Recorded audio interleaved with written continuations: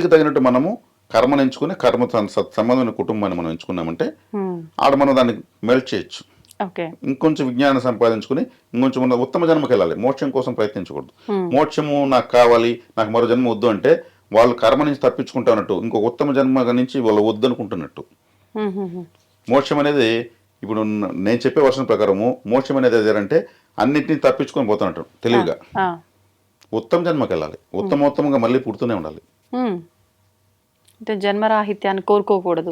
నేను కైలాసంలో ఉండాలంటే కైలాసంలో ఉంటే ఒక నెల కూడా ఒక వారం రోజులు ఉంటారు తెలుసా మీకు? అవునా? పరమేశ్వరుడు మెడిటేషన్ చేస్తుంటాడు, పార్వతీదేవి చక్కగా ఆమె కూర్చోంటుంది, ఎవరి పనులు వాళ్ళు ఉంటారు. అక్కడ సూపర్ మార్కెట్ ఉండదు, ఒక టీ స్టాల్ ఉండదు. అంటే అప్పుడు మనం ఆత్మగానే ఉంటాం కదా, ఇవన్నీ మనకెందుకు? కరెక్టే, బానే ఉంది. ఎంతసేపు చూస్తాం వాళ్ళ మొక్కలు మనం? ఒక విధంగా బోర్ అయిపోతుంది. నేను ఫన్నీగా చెప్తున్నా, ఒక విధంగా వాస్తవం దగ్గర చెప్తున్నా. అదే అనుగ్రహం, భగవంతుని అనుగ్రహంతో మంచి జన్మ వచ్చి అదే దేవుడు ఆరాధన ఇక్కడ చేసుకోవచ్చు. ద్వాదశ జ్యోతిర్లింగాలు తిరగచ్చు.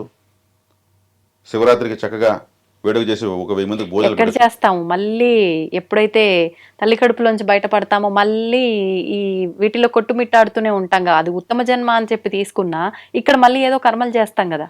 అంటే ఇక్కడ కర్మలు చేయకుండా కూడా ఉత్తమోత్తమైనటువంటి జ్ఞానంతో బతకగలిగే అదృష్టాన్ని తీసుకొని రావాలి ఇక్కడికి.